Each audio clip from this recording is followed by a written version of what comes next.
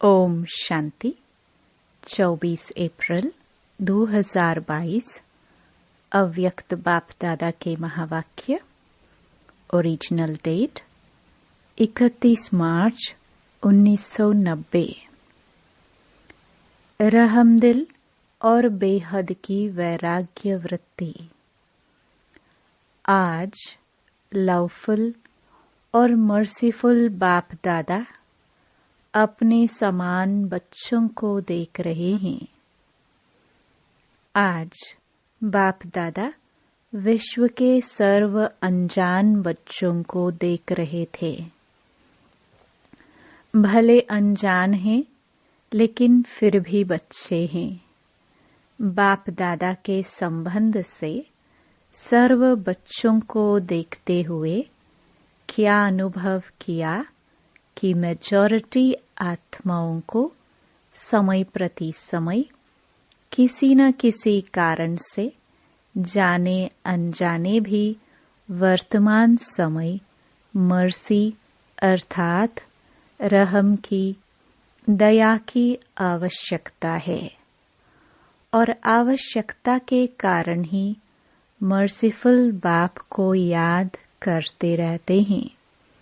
तो चारों ओर की आवश्यकता प्रमाण इस समय रहम दृष्टि की पुकार है, क्योंकि एक तो भिन्न भिन्न समस्याओं के कारण अपने मन और बुद्धि का संतुलन न होने के कारण मर्सीफुल बाप को व अपनी अपनी मान्यता वालों को मर्सी के लिए बहुत दुख से परेशानी से पुकारते रहते हैं।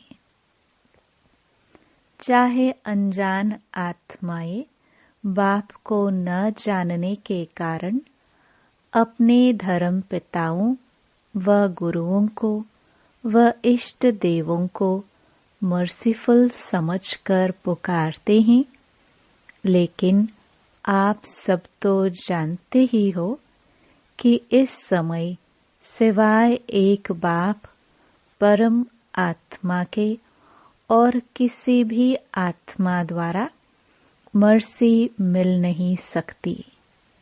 भले बाप उन्हों की इच्छा पूर्ण करने के कारण, भावना का फल देने के कारण किसी भी इष्ट को व महान आत्मा को निमित्त बना दे, लेकिन दाता एक है। इसलिए वर्तमान समय के प्रमाण मर्सीफुल बाप बच्चों को भी कहते हैं कि बाप के सहयोगी साथी बुझाए आप ब्राह्मण बच्चे हो। तो जिस चीज की आवश्यकता है वह देने से प्रसन्न हो जाते हैं। तो मास्टर मर्सीफुल बने हो। आपके ही भाई बहन हैं, चाहे सगे हैं व लगे हैं, लेकिन है तो परिवार के। अपने परिवार की अनजान परेशान आत्माओं के ऊपर रहम दिल बनो। दिल से रहम आए। विश्व की अनजान आत्माओं के लिए भी रहम चाहिए और साथ साथ ब्राह्मण परिवार के पुरुषार्थ की तीव्र गति के लिए व स्व उन्नति के लिए रहम दिल की आवश्यकता है। स्व उन्नति के लिए स्व पर जब रहम दिल बनते हैं तो रहमदिल आत्मा को सदा बेहद की वैराग्य वृत्ति स्वतः ही आती है।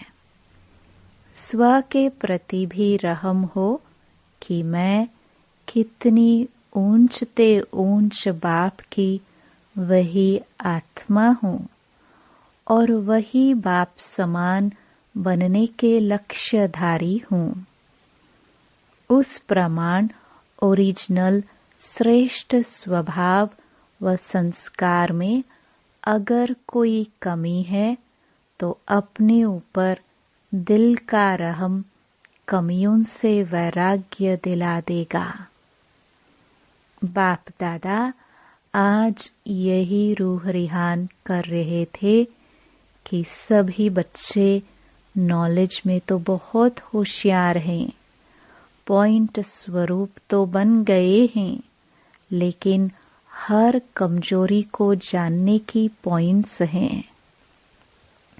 जानते भी हैं कि यह होना चाहिए, करना नहीं चाहिए, यह जानते हुए भी पॉइंट स्वरूप बनना और जो कुछ व्यर्थ देखा सुना और अपने से हुआ उसको फुल स्टॉप की पॉइंट लगाना नहीं आता है।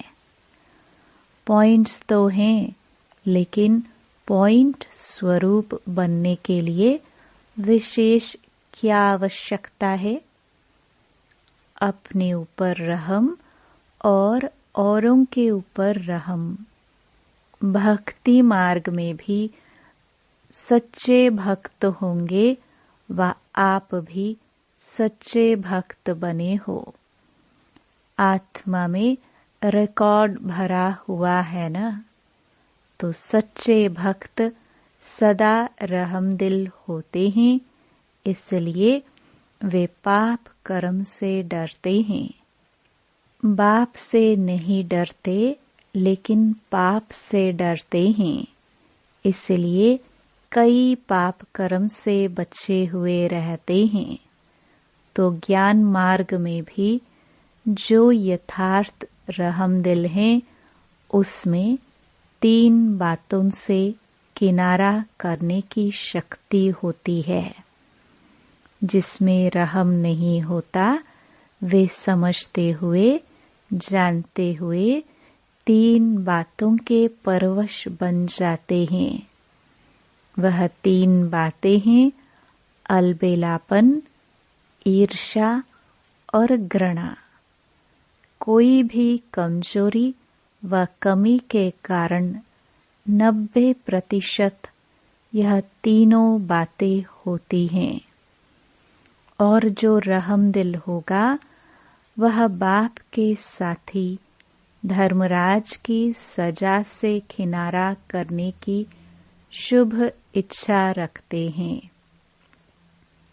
जैसे भक्त डर के मारे अलबेले नहीं होते, ऐसे ब्राह्मण आत्माएं बाप के प्यार के कारण धर्मराजपुरी से क्रॉस न करना पड़े, इस मीठे डर से अलबेले नहीं होते हैं। बाप का प्यार उससे किनारा करा देता है। अपने दिल का रहम अलबेलापन समाप्त कर देता है। और जब अपने प्रति रहम भावना आती है तो जैसी वृत्ति, जैसी स्मृति, वैसी सर्व ब्राह्मण सृष्टि के प्रति स्वतः ही रहमदिल बनते हैं। यह है यथार्थ ज्ञान युक्त रहम। बिना ज्ञान के रहम कभी नुकसान भी करता है, लेकिन ज्ञान युक्त रहम कभी भी किसी आत्मा के प्रति ईर्ष्या व घृणा का भाव दिल में उत्पन्न करने नहीं देगा। ज्ञान युक्त रहम के साथ साथ स्वयं की रूहानियत का रुहाब भी अवश्य होता है। अकेला रहम नहीं होता, लेकिन रहम और रुहाब दोनों का बैलेंस रहता है।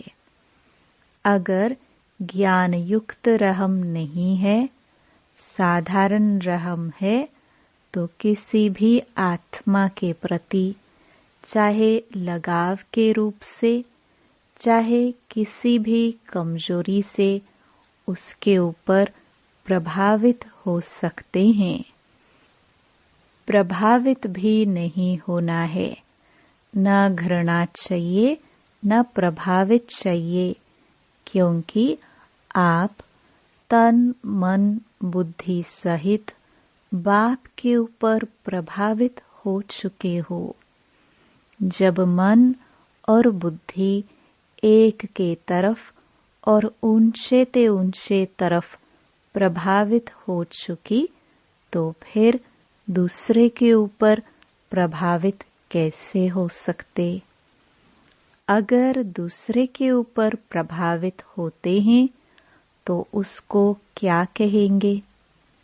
दी हुई वस्तु को फिर से स्वयं यूज करना, उसको कहा जाता है अमानत में ख्यानात। जब मन बुद्धि दे दिया तो फिर आपकी रही कहाँ जो प्रभावित होते हो? बाप के हवाले कर दिया है या आधी रखी है, आधी दी है? जिन्होंने फुल दी है वे हाथ उठाओ। देखो, ब्राह्मण जीवन का फाउंडेशन महामंत्र क्या है? मन मनाभव। तो मन मनाभव नहीं हुए हो तो ज्ञान सहित रहमदिल आत्मा कभी किसी के ऊपर, चाहे गुणों के ऊपर, चाहे सेवा के ऊपर, चाहे किसी भी प्रकार के सहयोग प्राप्त होने के कारण आत्मा पर प्रभावित नहीं हो सकती, क्योंकि बेहद की वैरागी होने के कारण बाप के स्नेह, सहयोग, साथ, इनके सिवाय और कुछ उसको दिखाई नहीं देगा, बुद्धि में आएगा ही नहीं। तुम ही से उठूं, तुम ही से सोऊं, तुम ही से खाऊं, तुम ही से सेवा करूं, तुम ही साथ कर्म योगी बनो। यही स्मृति सदा उस आत्मा को रहती है। भले कोई श्रेष्ठ आत्मा द्वारा सहयोग मिलता भी है, लेकिन उसका भी दाता कौन? तो एक बाप की तरफ ही बुद्धि जाएगी ना। सहयोग लो, लेकिन दाता कौन है यह भूलना नहीं चाहिए। श्रीमत एक बाप की है। कोई निमित्त आत्मा आपको बाप की श्रीमत की स्मृति दिलाती है तो उनकी श्रीमत नहीं कहेंगे, लेकिन बाप की श्रीमत को फॉलो कर औरों को भी फॉलो कराने के लिए स्मृति दिलाती है। निमित्त आत्माएं, श्रेष्ठ आत्माएं कभी यह नहीं कहेंगी कि मेरी मत पर चलो, मेरी मत ही श्रीमत है, यह नहीं कहेंगी। श्रीमत की फिर से स्मृति दिलाते, इसको कहते हैं यथार्थ सहयोग लेना और सहयोग देना। दीदी की, दादी की श्रीमत नहीं कहेंगे, निमित्त बनते हैं, श्रीमत की शक्ति स्मृति दिलाते हैं। इसलिए कोई भी आत्मा के ऊपर प्रभावित नहीं होना। अगर किसी भी बात में किसी पर प्रभावित होते हैं, चाहे उसके नाम की महिमा पर, रूप पर व किसी विशेषता पर, तो लगाव के कारण, प्रभावित होने के कारण बुद्धि वहां अटक जाएगी। अगर बुद्धि अटक गई तो उड़ती कला हो नहीं सकती। अपने ऊपर भी प्रभावित होते हैं, मेरी बहुत अच्छी प्लानिंग बुद्धि है, मेरा ज्ञान बहुत स्पष्ट है, मेरे जैसी सेवा और कोई कर नहीं सकते। मेरी इन्वेंटर बुद्धि है, गुणवान हूँ, यह अपने ऊपर भी प्रभावित नहीं होना है। विशेषता है, प्लानिंग बुद्धि है, लेकिन सेवा के निमित्त किसने बनाया? मालूम था क्या कि सेवा क्या होती है?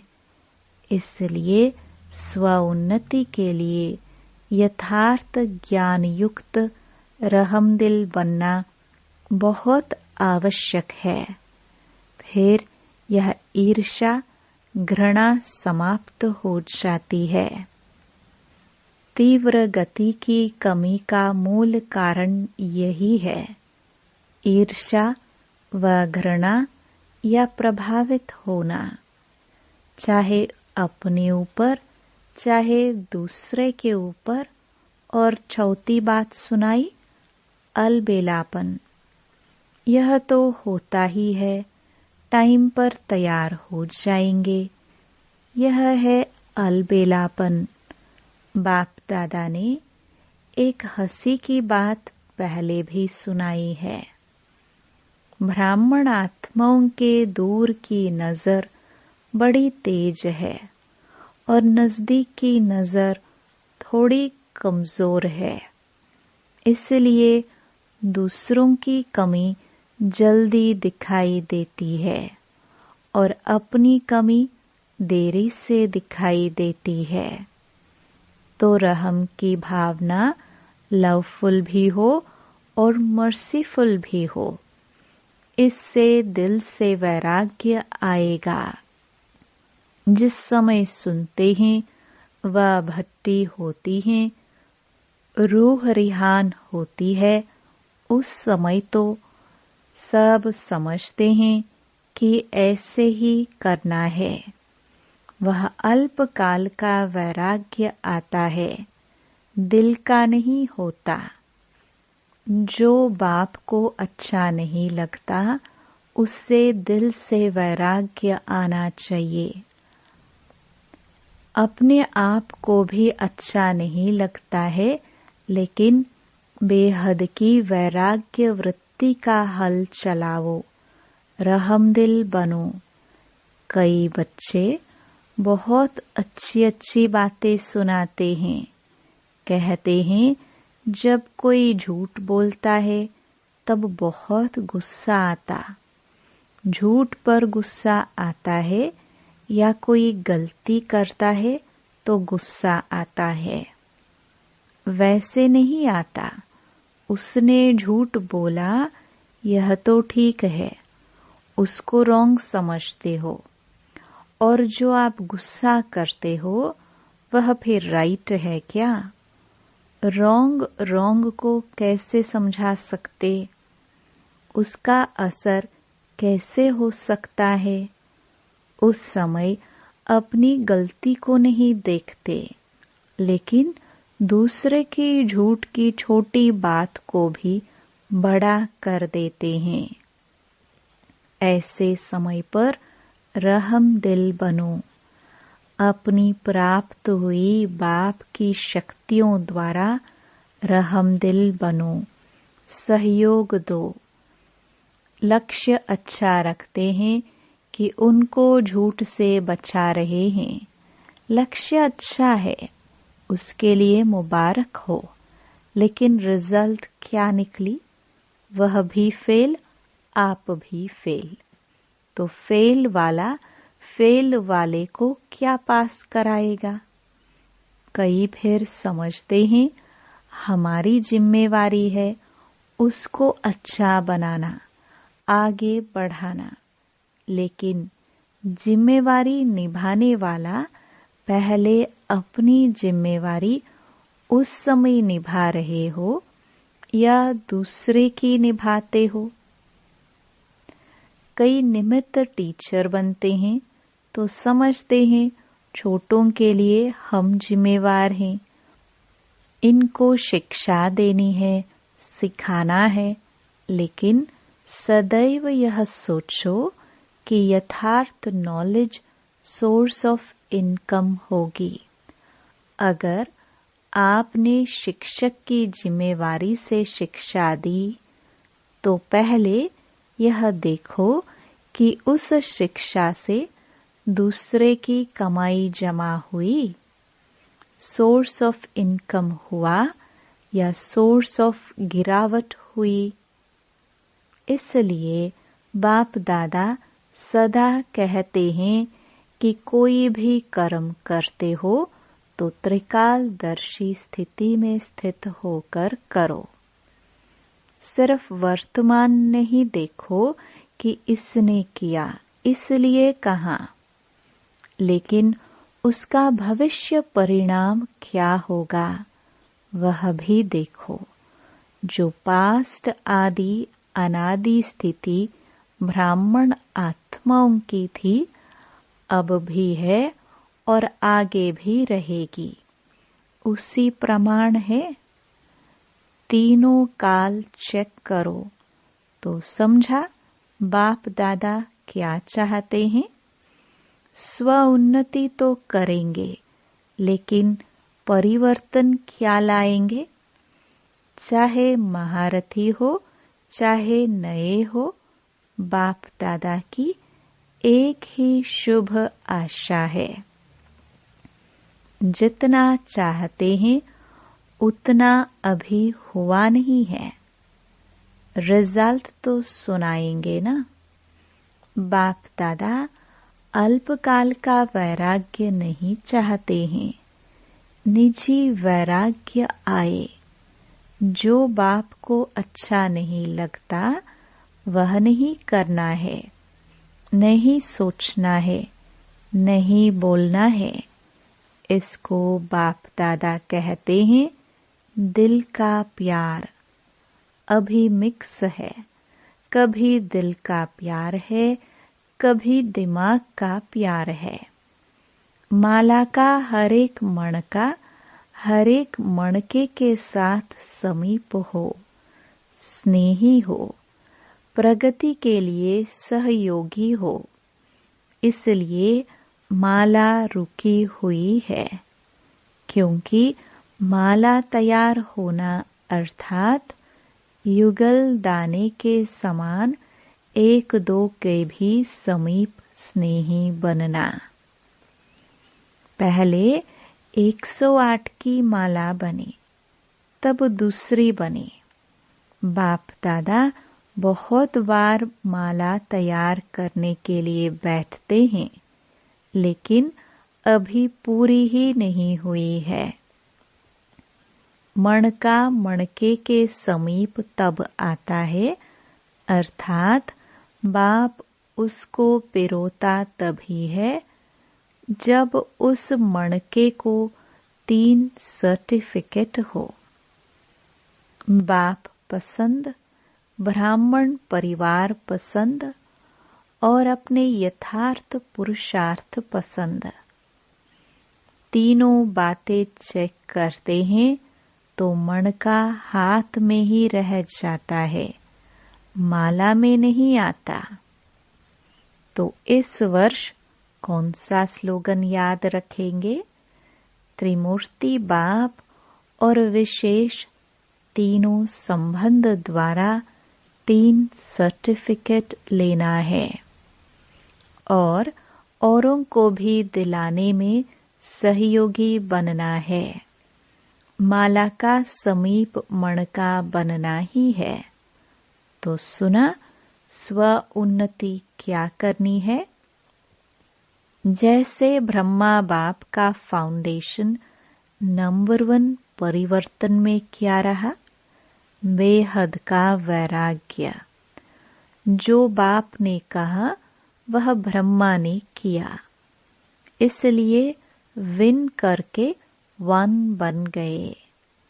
अच्छा, बाप दादा यह रिजल्ट देखेंगे। हर एक अपने को देखे, दूसरे को नहीं देखना है। कई समझते हैं सीजन का आज लास्ट डे है, लेकिन बाप दादा कहते हैं लास्ट नहीं है, माला बनने का फास्ट सीजन का दिन है। सभी को चांस है। अभी माला के मणके पिरोए नहीं हैं, फिक्स नहीं हुए हैं। 3 सर्टिफिकेट लो और पिरो जाओ। जितना प्रत्यक्ष सबूत देने वाले प्रत्यक्ष चेहरे और चलन में देखेंगे, उतना फिर से नई रंगत देखेंगे। अगर आप भी वही के वही रहे तो रंगत भी वही की वही रहे। इसलिए अपने में नवीनता लाओ। परिवार में भी तीव्र पुरुषार्थ की नई लहर लाओ।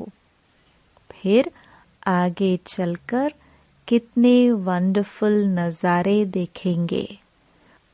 जो अब तक हुआ वह बीता। अभी हर कर्म में नया उमंग, नया उत्साह। इन पंखों से उड़ते चलो। बाकी जिन्होंने भी जो सेवा में सहयोग दिया, अर्थात अपना भाग्य जमा किया, वह अच्छा किया। चाहे देश चाहे विदेश के चारों ओर के सेवाधारियों ने सेवा की। इसलिए सेवाधारियों को बाप दादा सदा यही कहते हैं कि सेवाधारी अर्थात गोल्डन चांस का भाग्य लेने वाले। अभी इसी भाग्य को जहाँ भी जाओ वहाँ बढ़ाते रहना, कम नहीं होने देना। थोड़े समय का चांस सदा के लिए तीव्र पुरुषार्थ का गोल्डन चांस दिलाता रहेगा। सेवाधारी भी जो चले गए हैं अथवा जो जा रहे हैं, सभी को मुबारक। अच्छा, सर्व रहमदिल श्रेष्ठ आत्माओं को सदा स्वयं को स्व उन्नति की उड़ती कला में ले जाने वाले तीव्र पुरुषार्थी आत्माओं को सदा हर समय एक बाप को साथ अनुभव करने वाले अनुभवी आत्माओं को सदा बाप के दिल की आशाओं को पूर्ण करने वाले कुल दीपक आत्माओं को सदा अपने को माला के समीप मणके बनाने वाले विजयी आत्माओं को बेहद की वैराग्य वृत्ति से हर समय बाप को फॉलो कर बाप समान बनने वाले अति स्नेही राइट हैंड बच्चों को बाप दादा का याद प्यार और नमस्ते। वरदान, प्राप्तियों को इमर्ज कर सदा खुशी की अनुभूति करने वाले सहज योगी भव। सहज योग का आधार है स्नेह और स्नेह का आधार है संबंध। संबंध से याद करना सहज होता है। संबंध से ही सर्व प्राप्तियां होती हैं। जहाँ से प्राप्ति होती है मन बुद्धि वहाँ सहज ही चली जाती है। इसलिए बाप ने जो शक्तियों का, ज्ञान का, गुणों का, सुख शांति आनंद प्रेम का खजाना दिया है, जो भी भिन्न भिन्न प्राप्तियां हुई हैं, उन प्राप्तियों को बुद्धि में इमर्ज करो तो खुशी की अनुभूति होगी और सहज योगी बन जाएंगे। स्लोगन, जो सर्व प्रश्नों से पार रहता है वही प्रसन्न चित्त है। ओम शांति।